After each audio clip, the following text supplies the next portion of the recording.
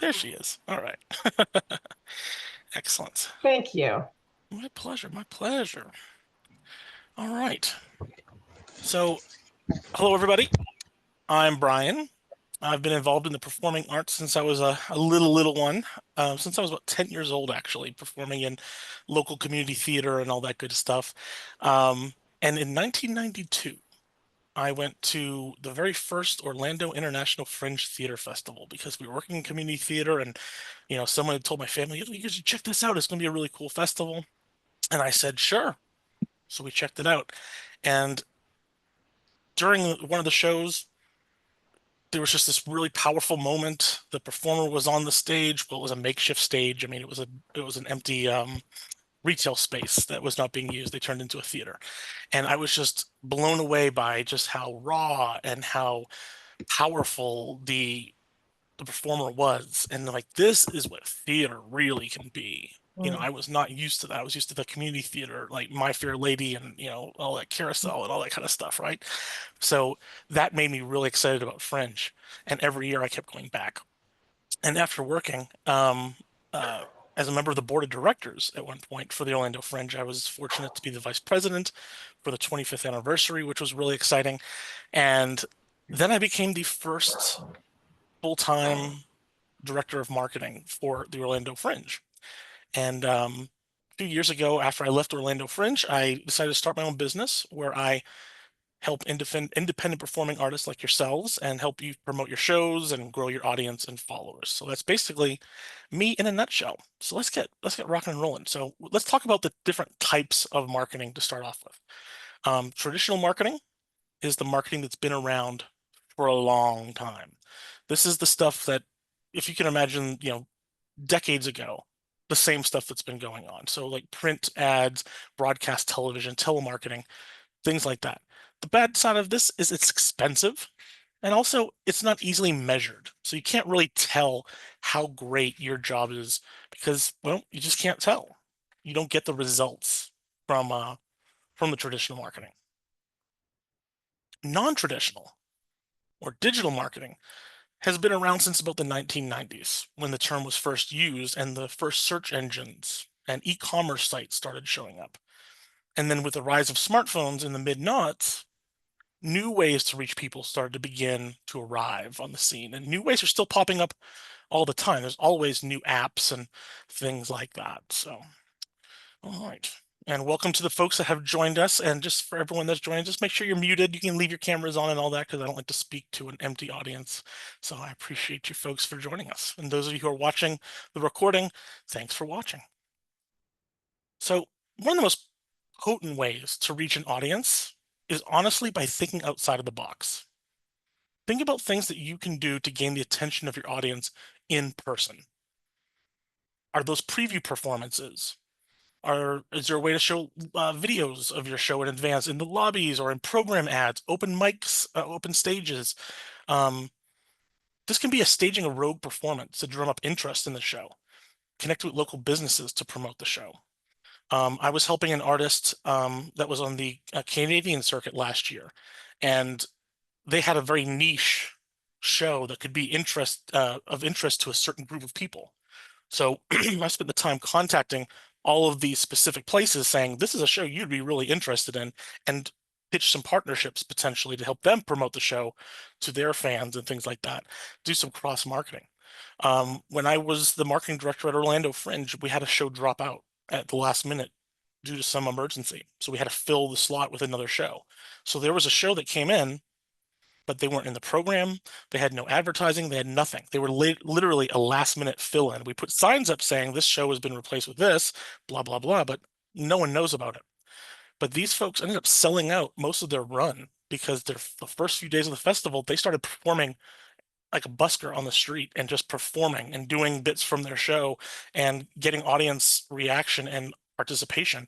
And people said, this is great. I want to see their full show. And as the festival went on, they ended up selling out and doing really well. So I think I gave them the Marketing of the Year award at the festival that year because they had nothing. They came in with nothing and ended up selling really well. So those are great ways. Think outside the box.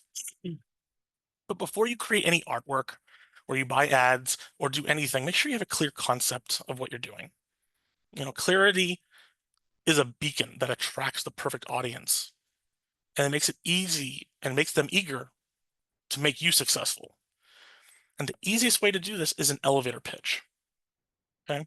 So as you're coming up with the ideas for your show, you have a solid idea for the show. What is your pitch? If you walk up to somebody that is interested in seeing your show, you're going to be doing a lot of times where you're walking up, talking to people in lines and trying to like get them to come buy tickets to your show. What are you going to say to them? How are you going to get their attention? If I came up to you and I said, "Oh, you got to see my show. It's a collection of short comedy sketches that gently pokes fun at the laid-back Pacific Northwest city of Portland, Oregon, and the characters that call it home." I'm obviously pitching Portlandia, but that's the same kind of thing. You just get short idea of what the show's about, get to the crux of it. You should be able to describe your show in a single short sentence that a sixth grader would understand. Now, as you're looking at how you're going to promote, I want you to think like a producer. Your time and your money are precious. So you don't want to waste time marketing to people who are never going to buy tickets.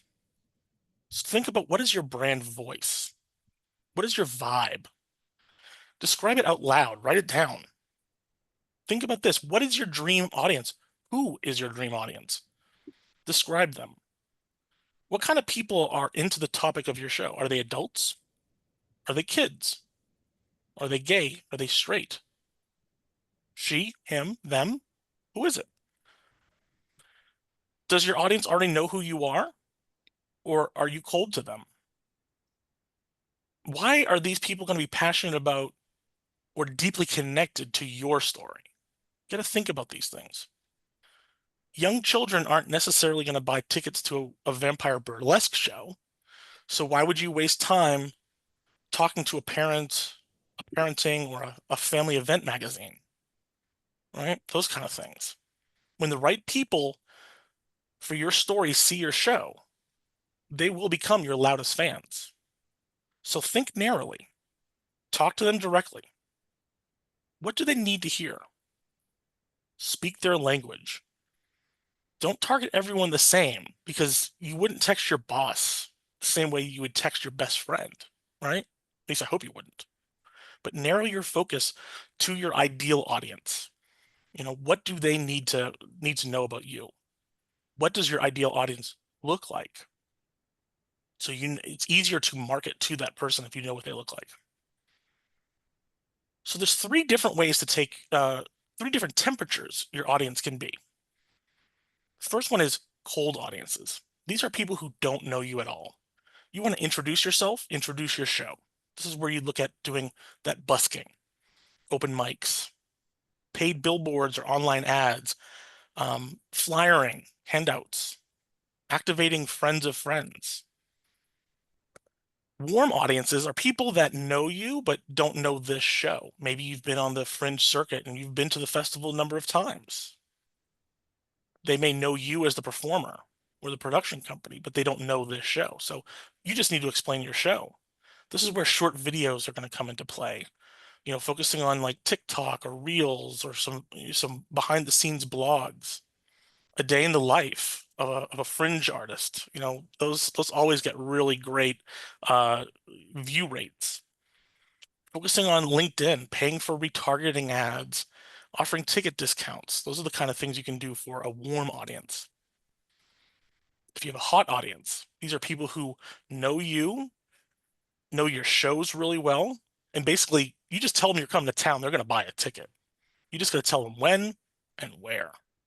These are the people that you want to surprise and delight. This is where you pass out some freebies, exclusive offers. This is where you really can focus on influencer marketing, VIP experiences, merch, things that you can do to keep fostering that environment with a hot audience. So now that we've taken that elevator pitch and we put some images to it, we have the idea, we understand what are the colors?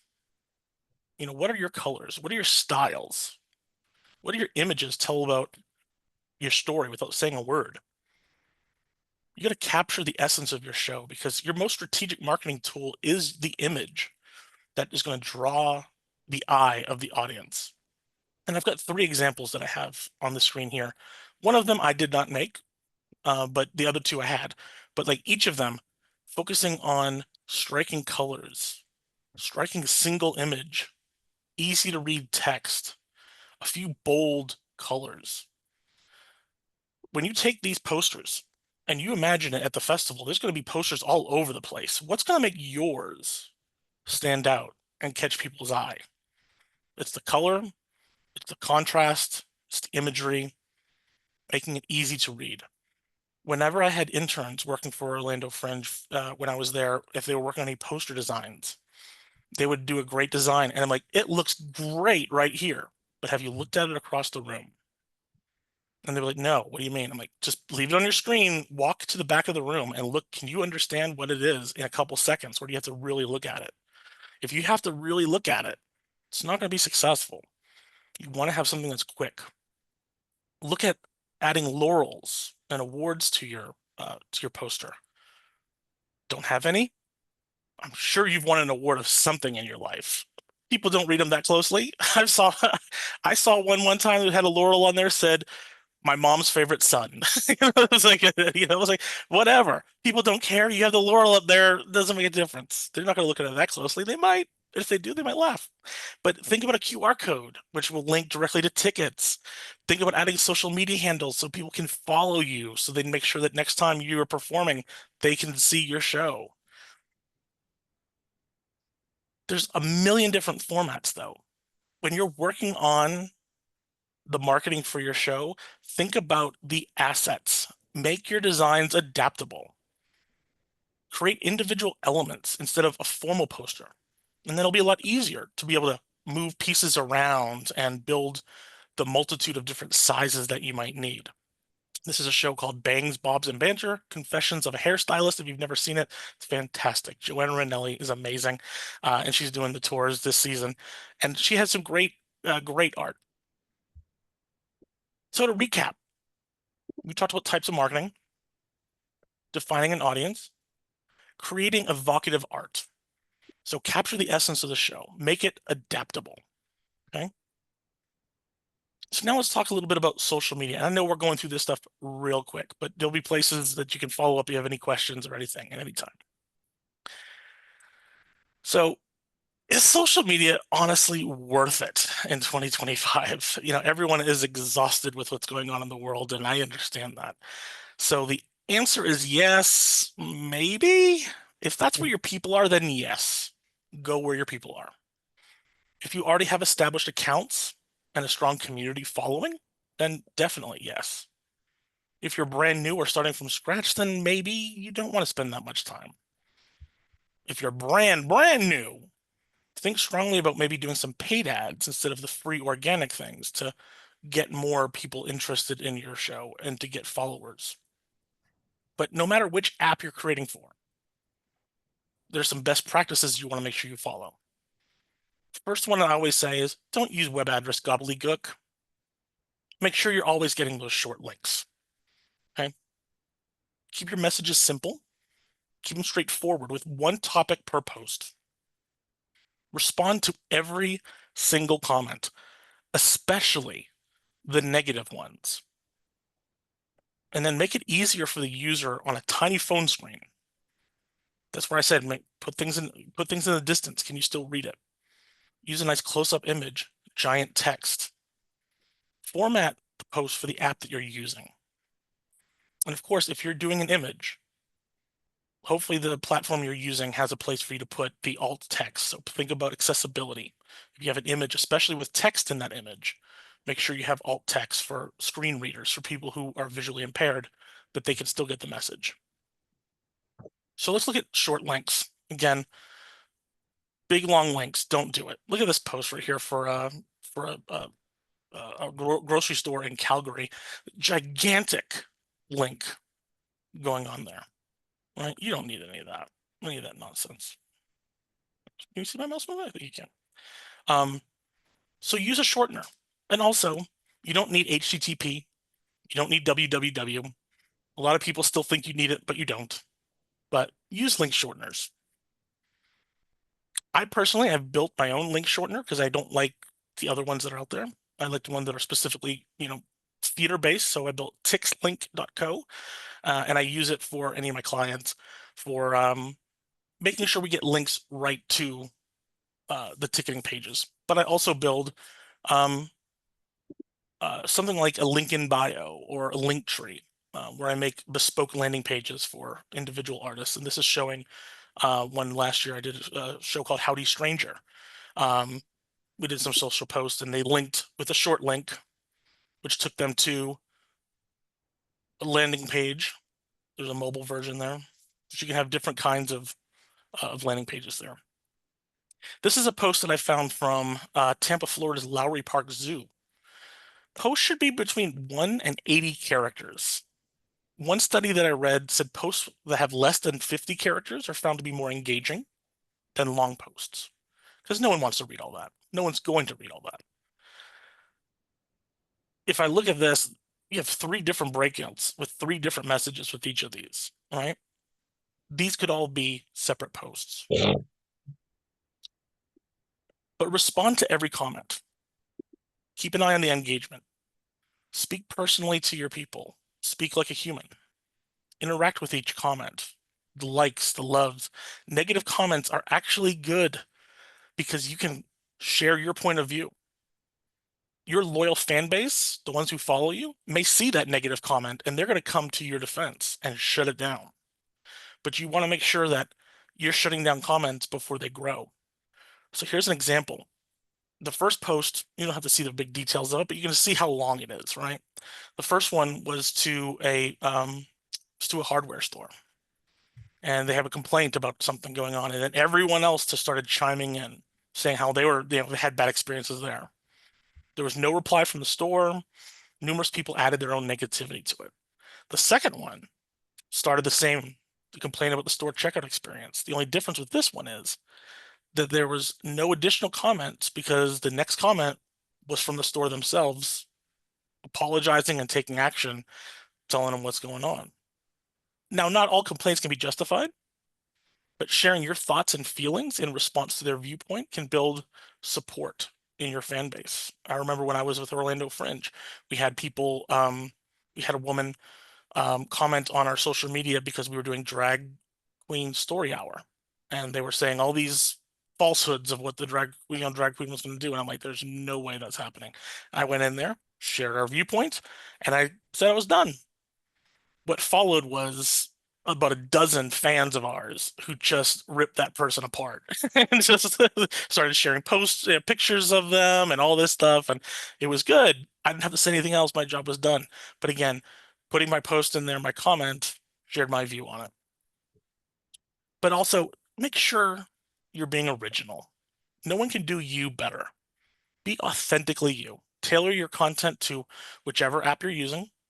You can reuse topics and ideas, but reformat it to be easy to see which platform you're on. Use your most evocative images with tight cropping. Think scroll stopper. How many times are you just like mindlessly scrolling social media and then you see something, you just stop? Why did you stop? What drew your eye to it? Think about that when you're creating social media pieces for your content. Use giant text for post images. 5 words or less in the image. Remember, phone screens are tiny, but also think accessibility. Another thing that can be helpful, I know everyone is kind of like unsure about AI, but AI can actually be very helpful when you're in time crunches or you're just hitting a brick. Creating a voice in Canva to generate copy very quickly or post captions can help. You may not take all of the ones that they've given you, but at least maybe get your mind started. Say, okay, maybe I need to try these. Oh, that's a good idea. I'll try this. You can use AI to polish or generate copy, scripts for short videos, write strong CTAs, call to actions, or taglines about the subject. You can also use AI to generate evocative images to tell the story of your show. If you're just getting started, if you don't have any assets, if you have a new show, right? You might want to create some stuff that goes with it, but it doesn't have to be as scary. But here is a point when I asked AI to provide me with 52 post ideas for traveling performers. And the results, like I said, may not 100% work, but they are a jumping off point, maybe to spark a different idea. AI is not replacing creatives. It's a tool that creative people can use. Because I'm telling you, if my mom was to try to generate something, an image in AI, it would not look as good as if I was doing it. Because again, creative people know how to use tools, right? So it is a tool to spark the creativity. So let's look at the individual platforms. So Instagram, the algorithm is nonlinear, so static grid content will not get seen immediately, even if they already follow you. This app is driven by aesthetics, so think evocative, think theatrical, scroll stopping content. Use video stories for up-to-the-minute updates. Use Reels for better engagement than a static grid. And as you're making these social accounts, this is for you, the artist, or you, a production company, not your show. You want something that can be evergreen, something that can live on. If you're just doing this one show at Denver and you're not maybe doing it other places, then you probably don't want to do it with the name of the show. But do it for yourself as the artist. If you already have one for yourself personally, create another one, but make that one more focused towards you, the artist, the production company. This is great for behind the scenes footage, rehearsal footage. Get your audience hyped up. Facebook is a great way to create community and keep your fans updated. It's a good way to capture quotes about the show after the performance. Build FOMO by posting reviews, posting quotes, and behind the scenes clips. Use both static images and video. And this is great for event promotion. A lot of people say they're getting off of Facebook because they don't like Zuckerberg. That's fine. I would be off there too if I didn't do it for work. But a lot of people are still on there. So if that is that your audience, when you come up with the idea of what your audience looks like, are they on Facebook? If they're not, then don't waste your time. But obviously, static images, but video is king. TikTok is a great way to test content. Give your thoughts in character on current events, or simply share your day-to-day life. Use those short 60-second or less clips. Hook them in the first 5 seconds so they'll stop that scrolling. Create the vibe, create that content. Blue Sky is great to build community with its chronological field. The liberal user base is pretty much right for Fringe audiences. Use written posts, short clips of your show. Create starter packs that have a connection to your show. YouTube has shorts. It's a great alternative to TikTok. Has a very engaged audience with a very diverse user base. So use short clips of the show or longer trailer formats. Snapchat is still around, and it's a great way to connect with a younger audience. This app rewards consistency, so make it a daily practice. Use short form, video filters, lenses. Create your character's personal story. LinkedIn is a great alternative to Facebook for general life. It's actually been getting so much better in the last 5 years. Project updates are great on LinkedIn, especially if you're a production company that is looking to travel in different communities and different festivals. Build an audience on LinkedIn, because your network is your net worth. Post your behind the scenes, event info, keep the conversation rolling. But honestly, go only where your audience is. Create a schedule. Don't take on more than you can handle. Authenticity and quality over quantity. Okay. So to recap, is it worth it to you? How established are you? How big is your budget for potential paid ads? Follow some best practices. Use those short links. Keep the messages simple. Respond to every comment. Make it easy for the user. Consistency is key, depending on which app you're using and when.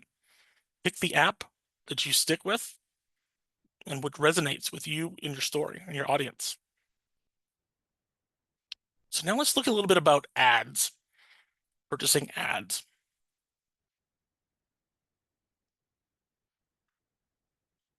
Before you get into buying ads from any service, you need to have reasonable expectations.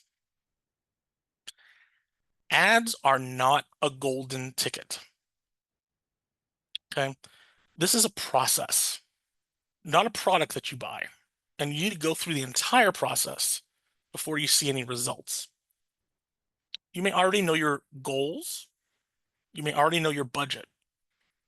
And you should know your audience so you can target them properly. So phase one is to learn the market. You want to run ads for about 2 to 4 weeks. And this should be about half of your budget. This is where you're going to learn what works and, more importantly, what doesn't work. And the service that you're using, be it Google Ads or Meta Ads or whatever, the service will also learn what works as well.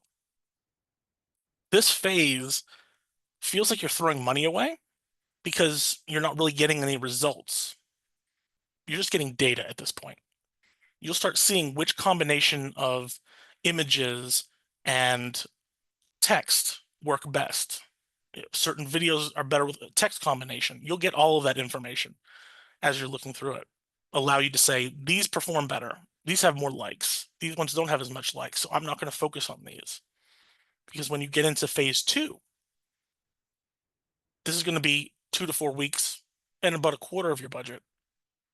You're going to add more ads with tweaked art, maybe some new headlines, everything you've learned from that first part, new parameters for the ads.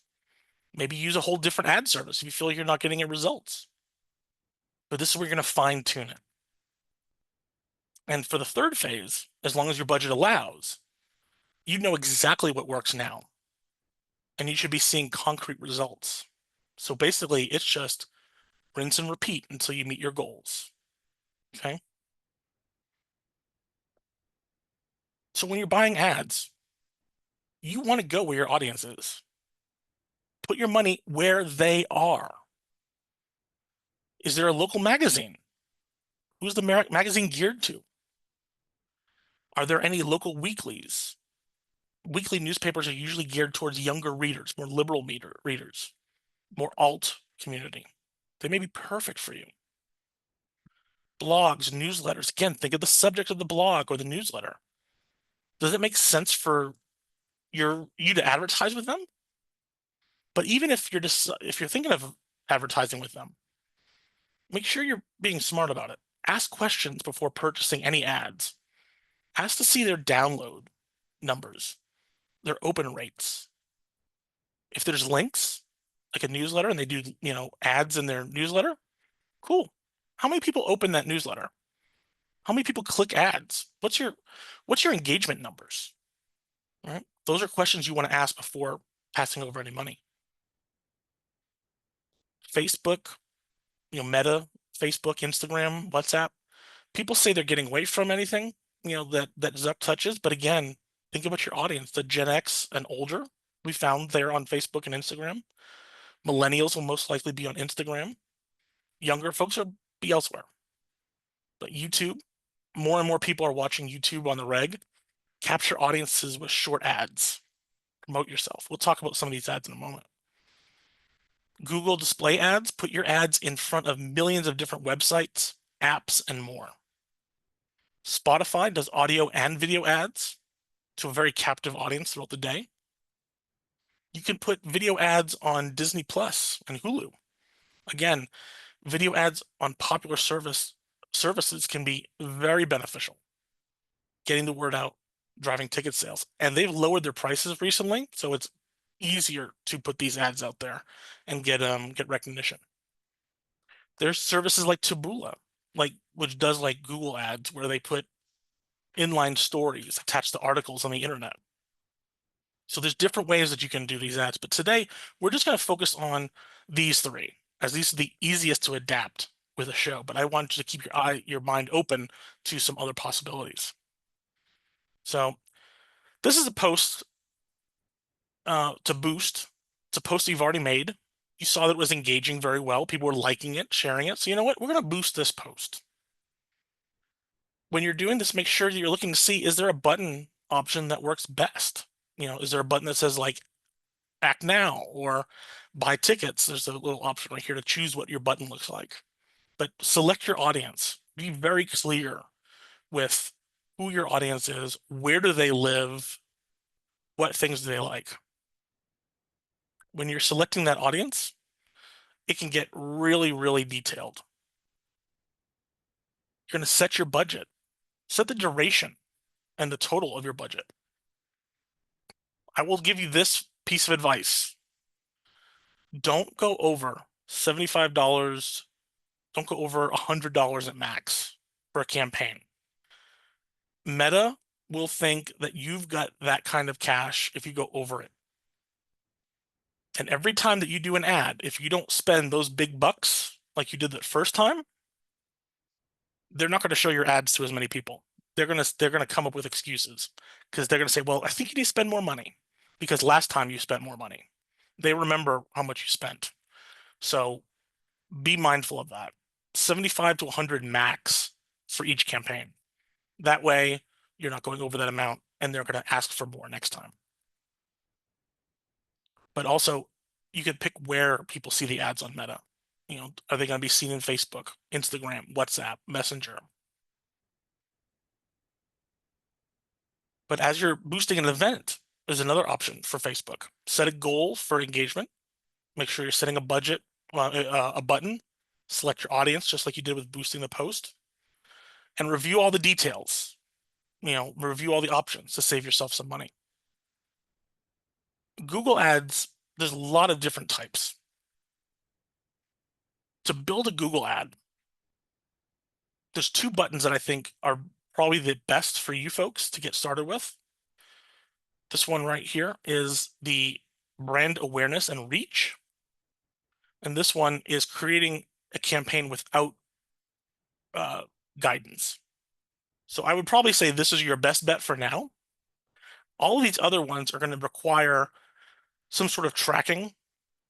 And one of the problems that basically we have in the Fringe world is that a lot of the ticketing sites, there's no way for you to put analytics into your ticketing site. So you're not going to be able to put those tracking codes and all that good stuff to see whether or not people are actually buying the tickets for your ads. So you want to do something that doesn't involve tracking. And I'm going to get into that in a little bit. So those are the two options that I would recommend because they don't involve tracking. And then down below, you have the option for selecting a static display ad or a video. Okay. So let me talk about display ads. Do you ever feel like your phone is listening to you and showing you ads for something that you Googled yesterday? Because they are. Yes, display ads work like that. They present users with visual advertisements across multiple devices and locations. Display ads run on the Greater Display Network, which spans tens of millions of apps, websites, and it covers Google properties like Gmail and YouTube. These show up as banners at the top of a website, stacked alongside of the body of a web page, or woven through an app, or part of an interface on the display network. I remember I had somebody I was working with before that wasn't on any social media, didn't like any social media. But they were shocked when they saw an ad for the show that we were promoting on the ESPN app. They were like, how did they know that I was interested in this show? Because we know what you search. We know what kind of people are interested in these things, and we're going to show you the ad no matter where you're at. If you're not on social media, that's why Google ads are better. With a Google ad, you can do the same thing where you set your location. If you click advanced, you can actually set it as a radius. So if you want to go within a certain mile diameter of or radius of Denver, You can do that as well. Make sure you set an end date. Google will not require you to put an end date. If you don't put an end date, your ad will run forever until you tell it to stop. And they will charge you forever until you tell them to stop. So please be smart about it. Put an end date. And also read closely. Set your daily budget. Make sure it says daily budget. If it says lifetime campaign budget, okay, then put your campaign budget. But Google will most likely always say daily budget. When they switched, I learned the hard way. It always said lifetime campaign budget. And I put in my amount that I was putting in there. And it was a pretty sizable amount for the big campaign that I was running. And I remember going to bed that night and I picked up my phone and I just clicked on the Google Ads app and just looked real quick to see had my ad been approved. And it had been approved. And I'd already had 1.5 million impressions in a matter of like 3 hours. And I was like, how? And I looked at how much had been spent in the last 3 hours. And I went, oh crap. Jumped out of the bed, ran to the computer real quick, put that pause in it and made the change in the ad to make sure it was the daily amount, not the total campaign, because that would have ruined the festival if I had missed that mistake. So yeah, that was my wife said she'd never seen me jump out of the bed that fast. She thought something was really wrong. It was really wrong. But again, set your daily budget. And it may ask you for a CPM, which is your cost per thousand, which means for every 1,000 people who see this ad, every 1,000 times they show this ad, how much are you giving Google, which really is going to the site. So like I mentioned, ESPN app, right? So for every 1,000 times that app shows that ad, you're going to give them a certain amount of money. Right now, the average is in US 26 cents to $1.78. You can choose anywhere within that range to decide whether or not you want to be that competitive. So think of it this way. If an app has 10 places on their app or website to put ads, who are they going to put on there? They're going to put the people who are going to give them the most for the more times they show the ad.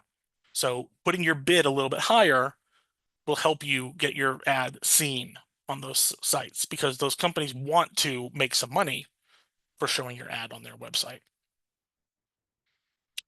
Also, make sure you add targeting. Google targeting is so much better than Meta's targeting.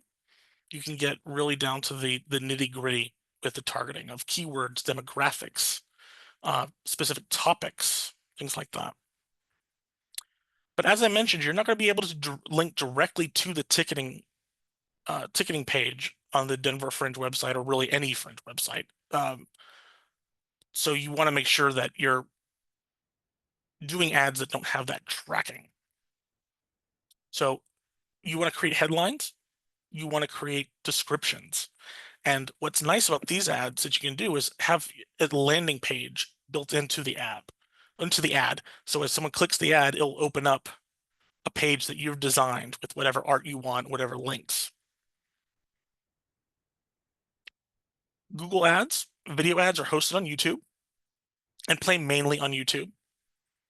But where they play on YouTube is a whole other story. Video ads come in 6 different formats. The first one is skippable in-stream ads. These show up before, during, or after videos, like the screen cap on the page here. These have no maximum length. These ads play until they're finished or until a user chooses to skip them. And everyone here has seen these most likely at some point, and they're like clicking that skip button, waiting for it to show up, right? So these are usually not the most profitable ads because people just want to skip and get to their video. Unless you make this really captivating in the first few seconds, they're probably going to skip it. What I like are the non-skippable in-stream ads. They max out at 20 seconds. And this version of an in-stream ad plays until the ad is over with no skip option. In-feed ads are for advertisers who want to promote a video by featuring it on YouTube's homepage among organic search terms. Those can be a little bit more expensive. Bumper ads are also great. I love these. These are similar to non-skippable in-stream ads. These play until the end at the start of the video, but they only last for 6 seconds. These are really quick. Outstream ads are kind of like display ads. They're promoted videos that play only on Google Video Partners, and there's no maximum length. And there's also masthead ads, which are really expensive, so you don't need those.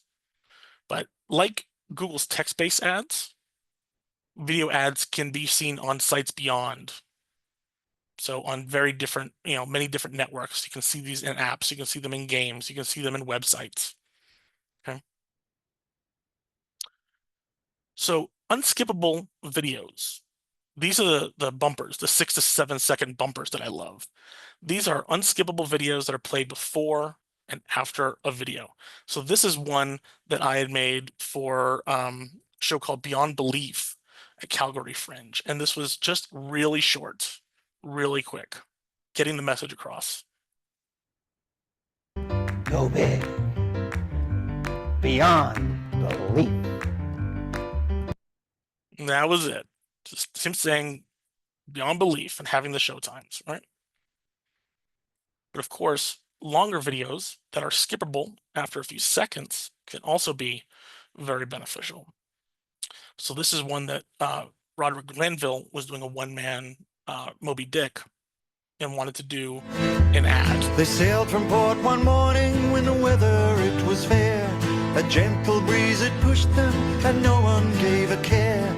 They laughed and danced and sang that night and opened up a cave. There she blows, there she blows, she blows, there she blows.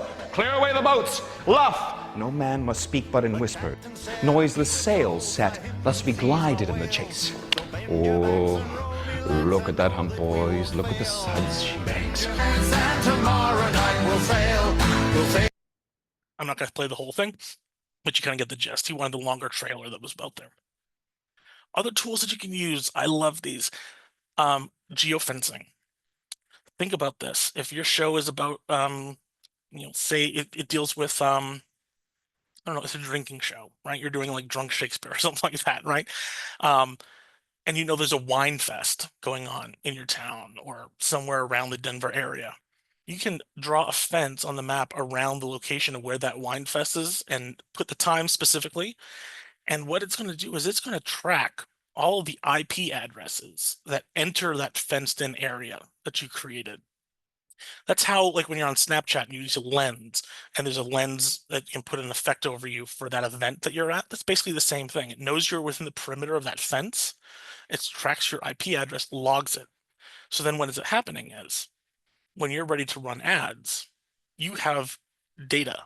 You have all of these people that love a wine fest. You can then use those IP addresses. You don't know who the people are. You just know these numbers. You can feed those numbers into your ads and say, I specifically want to make sure these people see the ads. And people will start seeing those ads on their phones and on their devices. You can do historical information. So if you want to pull up everyone who was at the Denver Fringe last year, you can put a map around the perimeter of where the festival is, put the dates of last year's festival, and you can get a list of IP addresses that you can market to. But it's a great tool. Can get a little pricey, so do some looking around to find the best ones at a good price. Retargeting is fun too. Think about it this way. Have you ever gone to a store, put something in your shopping cart, and then you got distracted, had to go answer the door or something like that, or do something else, and you forgot to go finish the payment, and then you got an email a little while later saying, hey, you left something in your cart? It's called retargeting, right? And you can do the same basic thing. If someone visits sees your ad and they click on it and something stops them, they don't buy the ticket. We now know that IP address is interested because they clicked on the link. They're an active user. So guess what? They're going to start seeing your ad more often. because they might have forgotten to buy that ticket last time when they clicked on the link. Something might have distracted them. That's retargeting. That's like saying, hey, make sure you don't forget.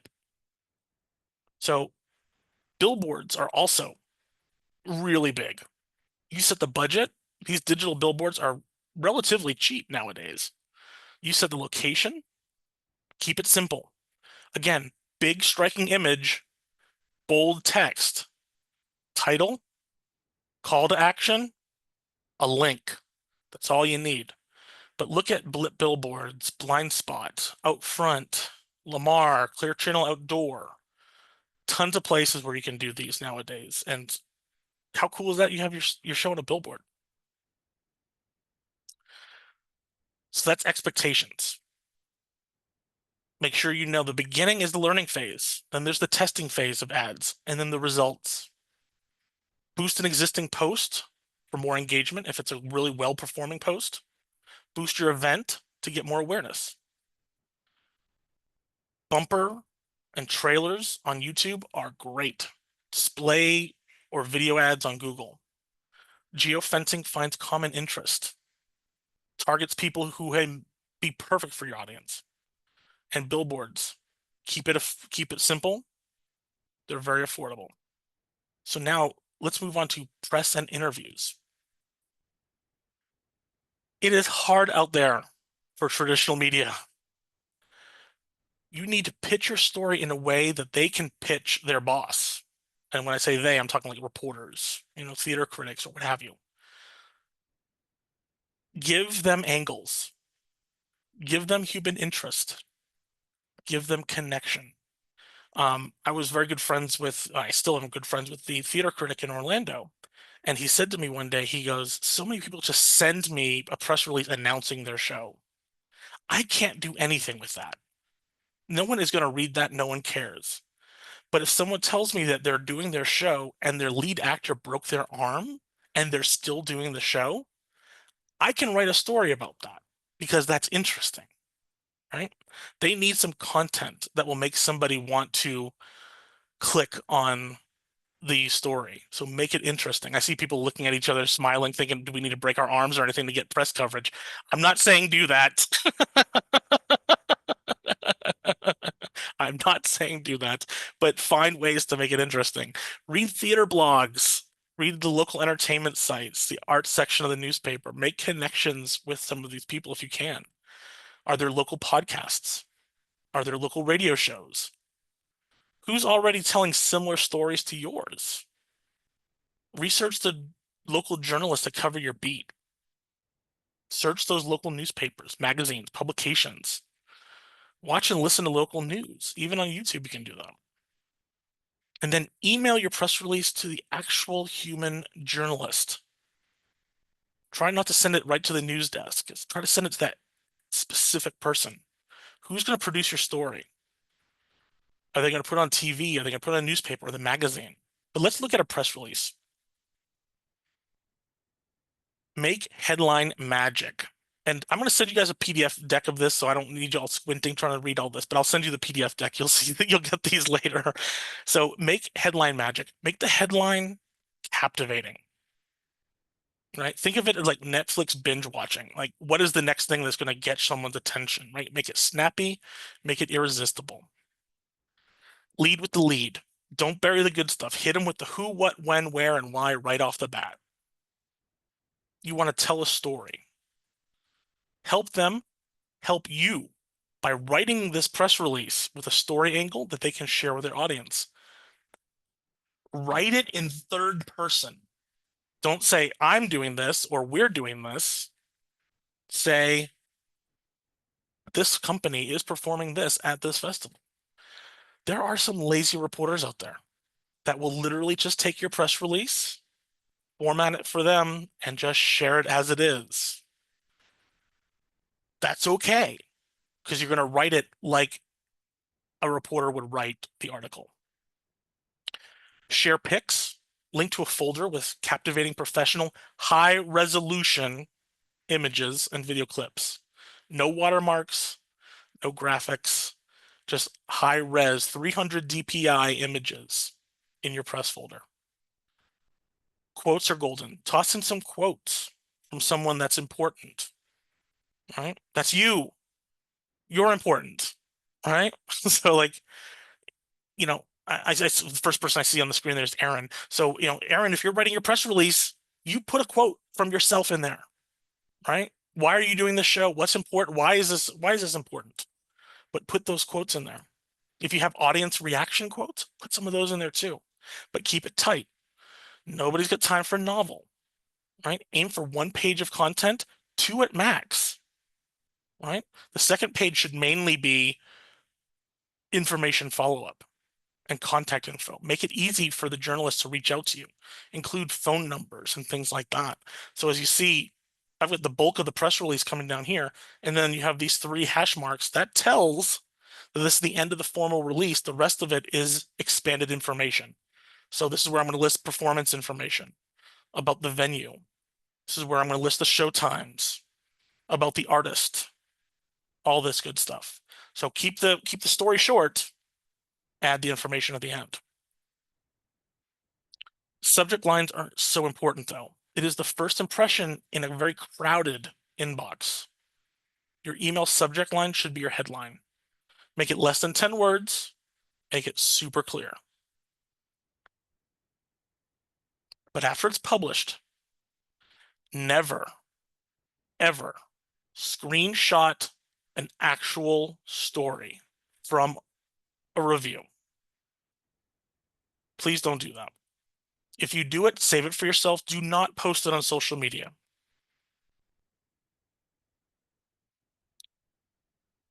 Look at it this way.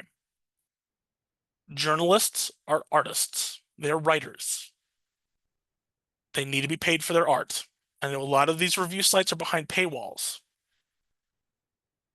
Newspapers are on the down right now. They need every penny they got. And if you've got someone willing to write about you and your show, don't steal their writing and put it on the internet for free.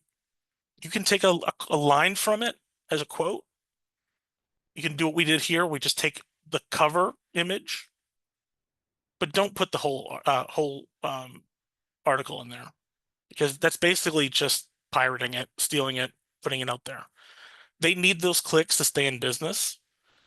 If you want the media to play nice with you in the future, play nice with them. I've had members of the media contact me when I was at Fringe saying, you had an artist put my whole article up there. They screenshot it. I'm never going to review that person ever again. And I said, okay, sorry to hear that. But they know better, right? Don't do that. You want the reporters on your good side. Stay in their good graces. Make their life easier. Never burn a bridge that you're going to need. If you do get asked to come for interviews, please be yourself. Be on time. Follow their rules.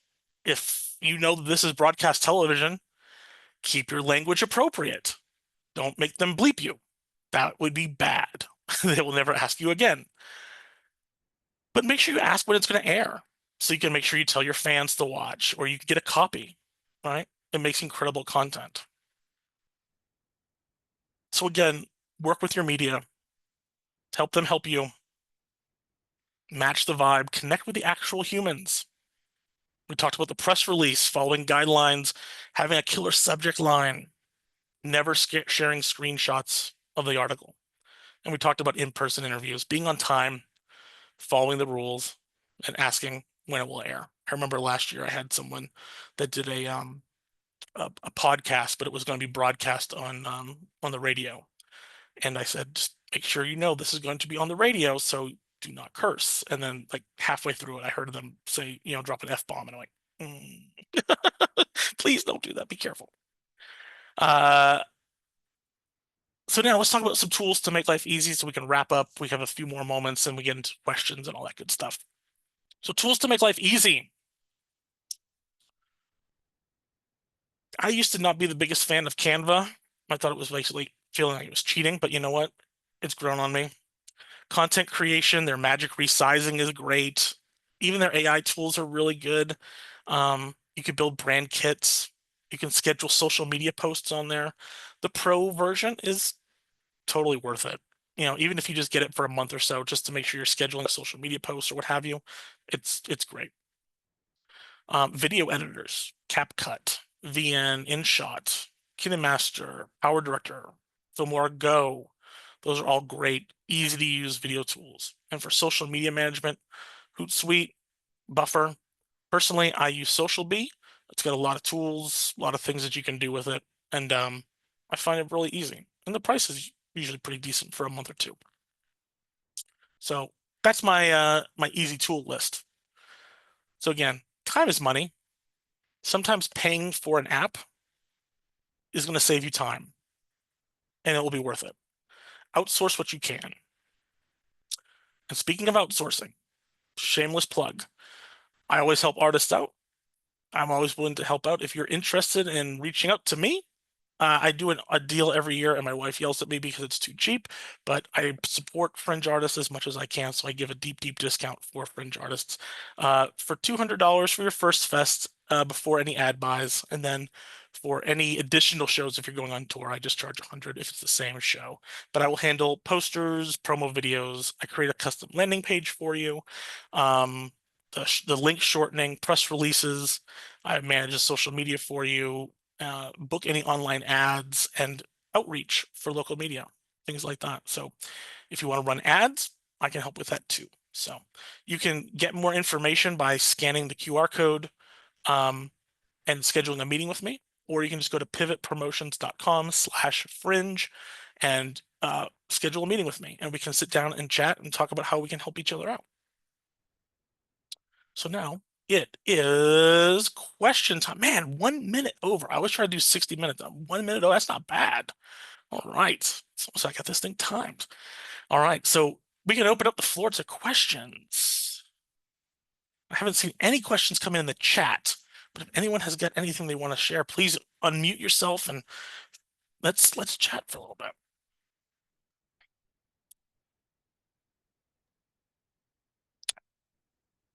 Is this going to be the first workshop I've ever done where nobody asks one single question? Brian. Okay, Jessica's got her hands up. Okay. Hello. Hello. I'm Jessica. I'm tuning in from California, and I have a question about on the poster including laurels for awards. Hmm. So I received a Best of Fringe award, but it was back in 2007. Congrats.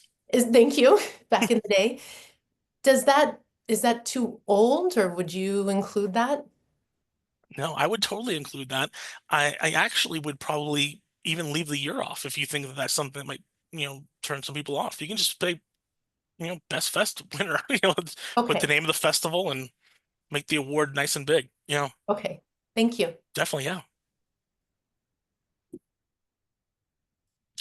Who else? Anyone else? Corinne? Corinne? Is it Corinne or Corinne? Hey, my name is Corinne.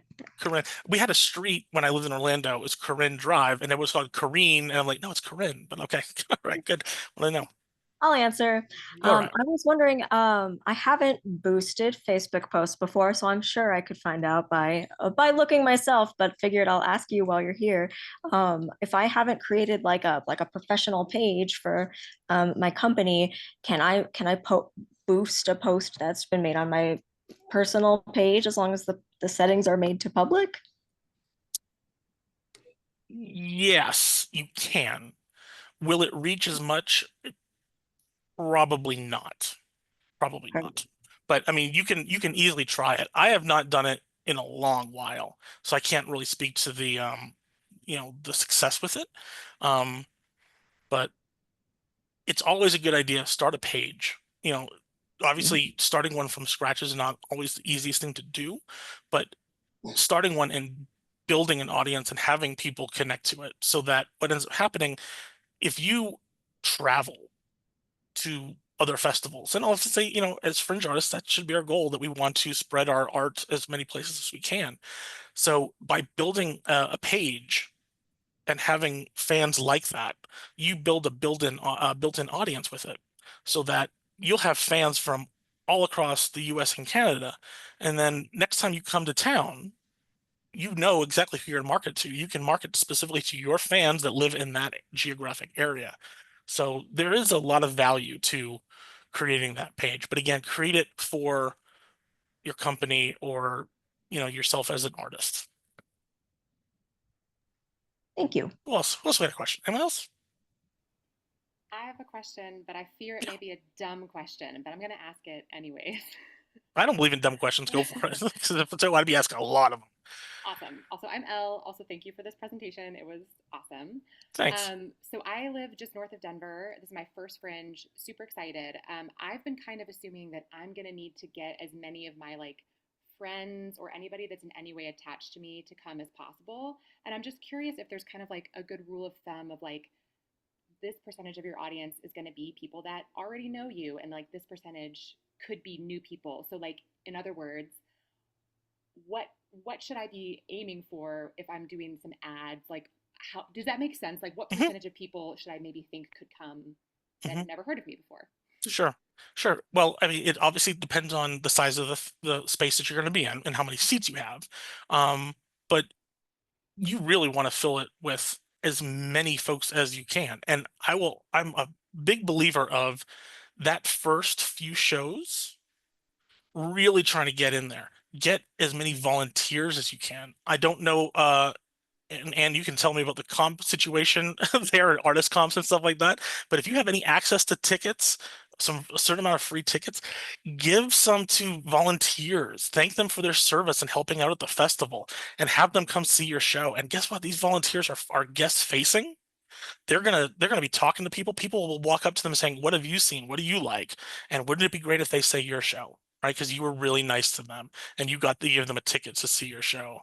That's going to win their hearts over. I know when I was a volunteer way back when, if someone said, "Come see my show, here's a ticket," you're my new best friend. Thanks. You gave me a free ticket to a show. I'm going to say how great you were.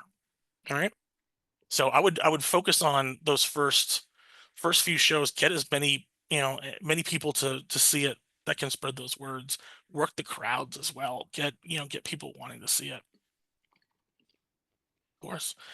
There is a question in the chat. This is kind of a weird question, but let's say hypothetically, I'm a former creative from one of the big establishments in town that has a similar target audience for my show. Will I get in trouble from the big company if I use their name to advertise my show from a former big company artist? Maybe. I don't know. It depends on the big company. I was doing some similar story with this. I was doing marketing for an artist last year who was the first Asian American host of All Things Considered on NPR. That was a fact. That was his job. But the moment I put ads out there saying that uh, he was an ad, blah blah blah blah blah, and as soon as he used the word NPR, ding ding ding ding ding, lights go off, and there's like, you can't be using NPR in your ads. And I'm like, but this is a true statement. He was the host of All Things and said, yes, we understand that, but you can't use our logo to advertise his show. Which I'm like, F you. Like, that stinks. So yeah. Did I still use NPR? Yeah, I did. So but they kind of told me don't do that. I'm like, oh, I'm sorry. Let's say super hypothetically, it's Meow Wolf. I don't I don't think. I mean, they're pretty cool. I mean, they're pretty artist centric. Maybe? I don't know.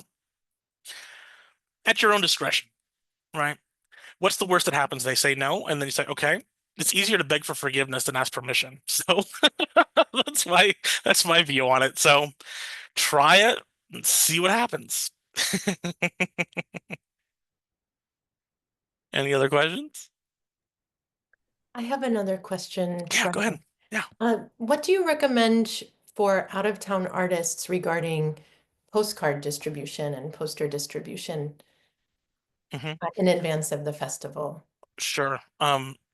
As long as, I mean, I personally don't know Denver myself, but as long as you're following the guidelines that is put forward about where you can put posters and things like that, putting things in advance at different shops and businesses in the community is always a great idea. I If you guess, can get their head, go for it. Was that?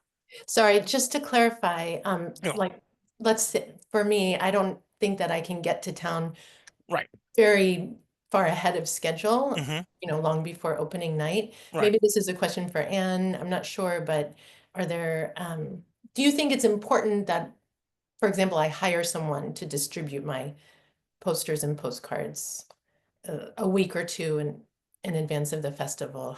Where do you prioritize that kind of I mean, it wouldn't hurt. marketing? It wouldn't hurt.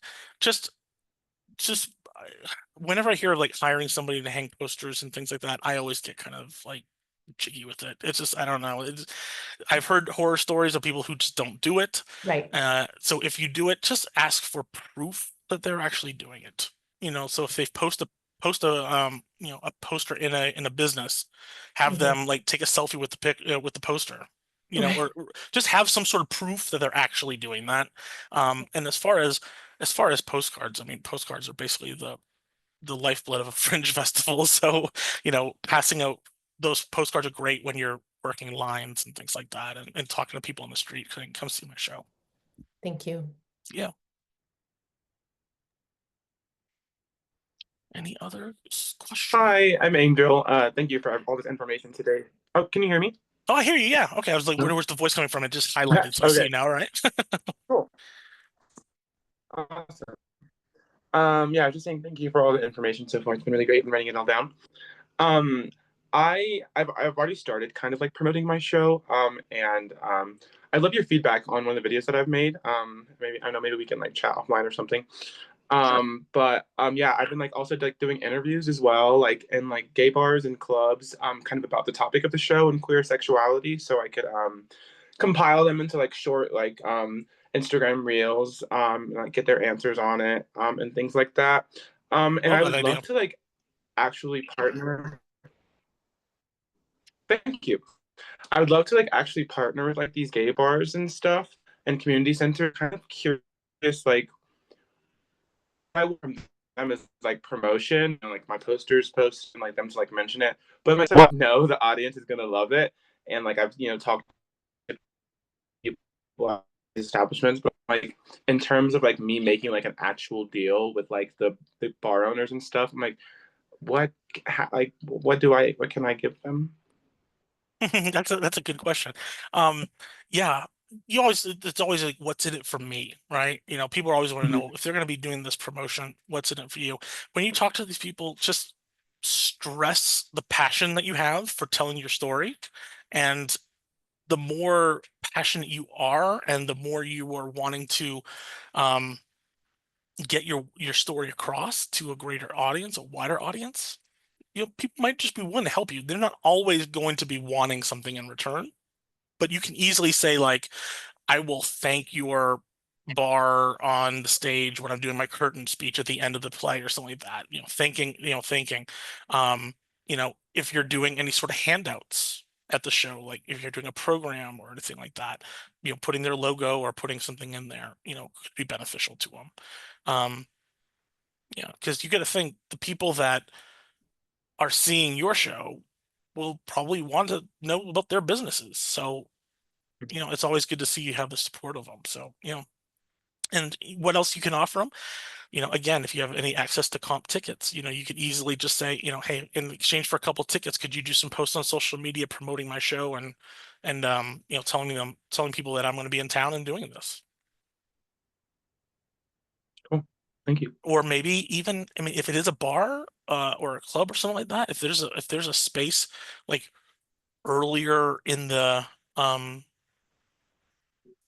earlier in the day before the festival starts or something like that, and they're open, you know, see if they're open to doing like a talk back. So maybe people that have seen your show, they want to just, if you have questions, come have a drink with me and let's talk and let's discuss what we learned.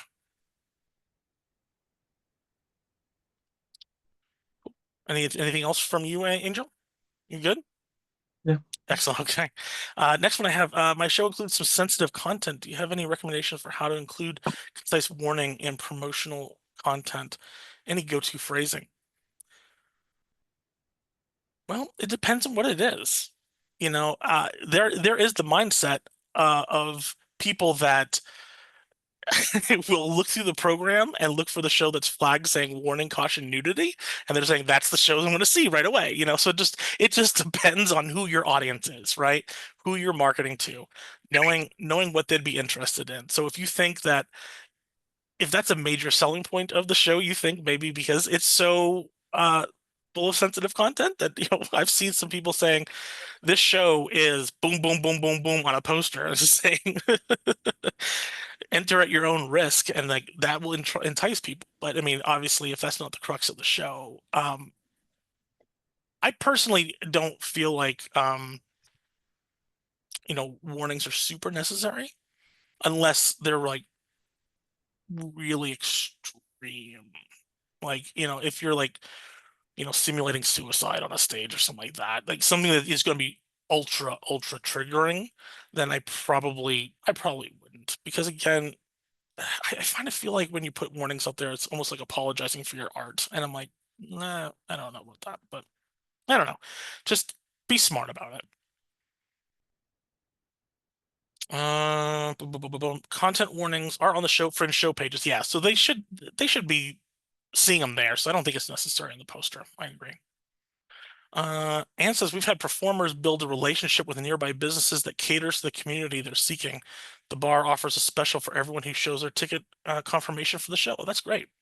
That's good. And you can be as precise as you want about the content, or you can just offer age recommendations. Yeah, age recommendations are always good. Keep it like the movies, like PG-13, stuff like that, R-rated. Okay, did I miss any questions?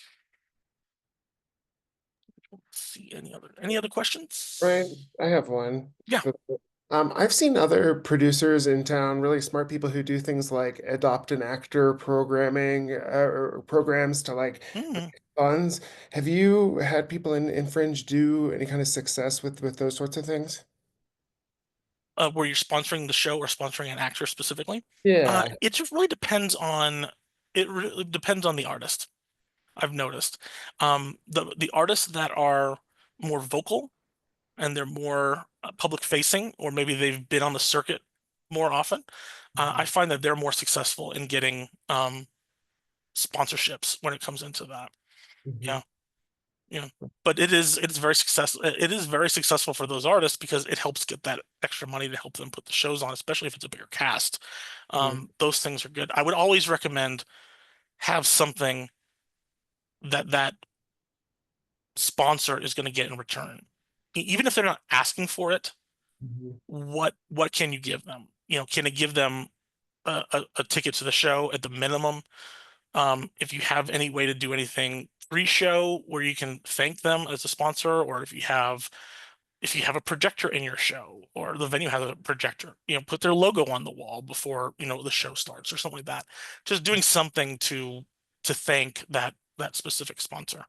Yeah. Yeah, And if we do get sponsors, is there an approval process that we need to go through with Fringe? Say if we had like a cannabis sponsor or something like that. that's an and question. Man. We actually haven't run into this before, so I don't have any specific guidance, but I think, yeah. I think it's always best to just run it by us, Yeah. to make sure if it's gonna be, especially if it's gonna be on all your promotional materials, yeah, that would be great. Okay. Thanks. Also, be mindful of the festival sponsors too, right? Okay. So if there's someone specific that is sponsoring the festival, Yeah. and they're a competitor to someone that you're looking at for a sponsorship, that might not be in the best interest of the festival either. So just make Okay. sure that whoever you're going after for sponsorship isn't in conflict of interest or in competition with a festival sponsor, because that would be bad. Okay. Good to know. All right. Well, excellent. All right. Well, if there's no other questions, I actually have the same question as yeah, Angel did. sure. That there, like, is there a list of festival sponsors just so we know that we're not It's in the footer on our website. okay? Yeah. Sounds good. Sweet. Um, One other question. I'm just slow typing. Give me a second. Okay.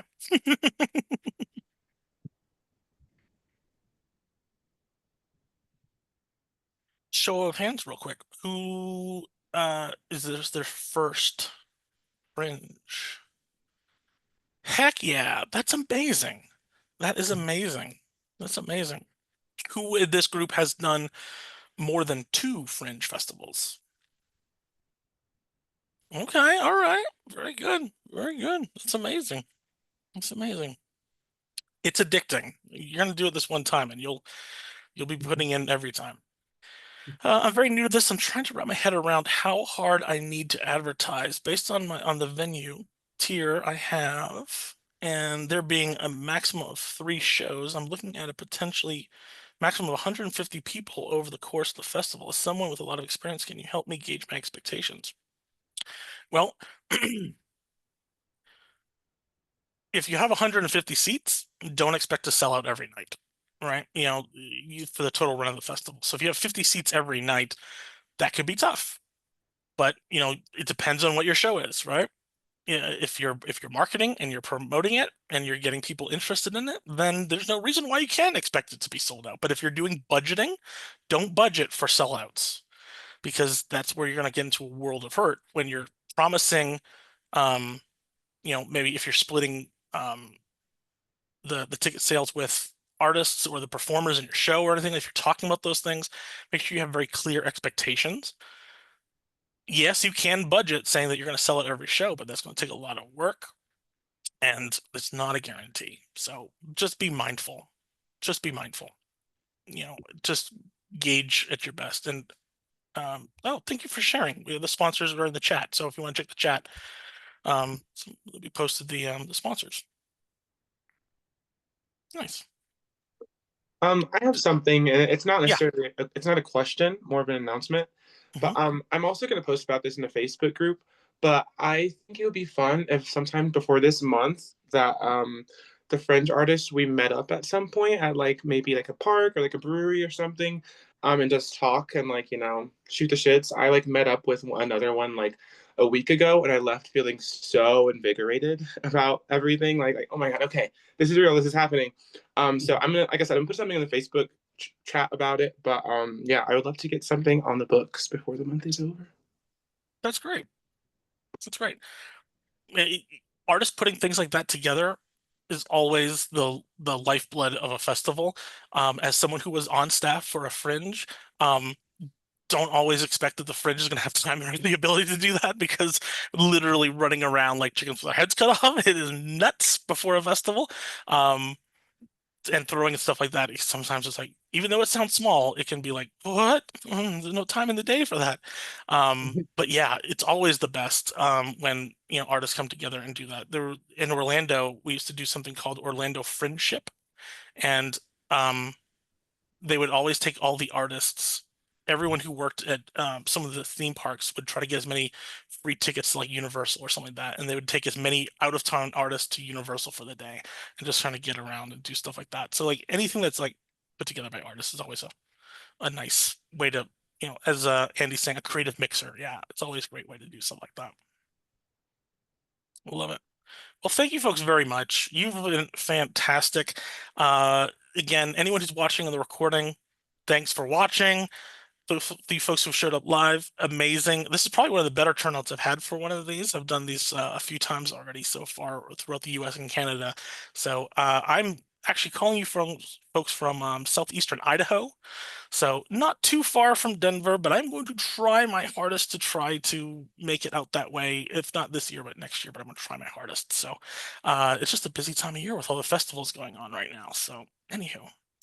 All right. Well, thank you all very much. And again, if you have any questions or you just want to ask some, some extra things that come to you in the middle of the night or something like that, Brian at pivotpromotions.com. You can reach me there.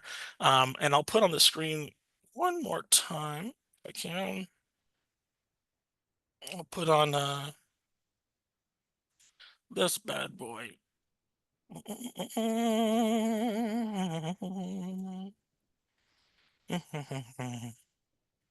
So yeah, just one more time if you want to take a look. Email address, the website is there. You can go to pivotpromotions.com/fringe or scan the QR code, and that's it. So thank you all very much. You have a great rest of your day, and I'll see y'all soon. All right. Break legs. Have fun. Bye, everybody.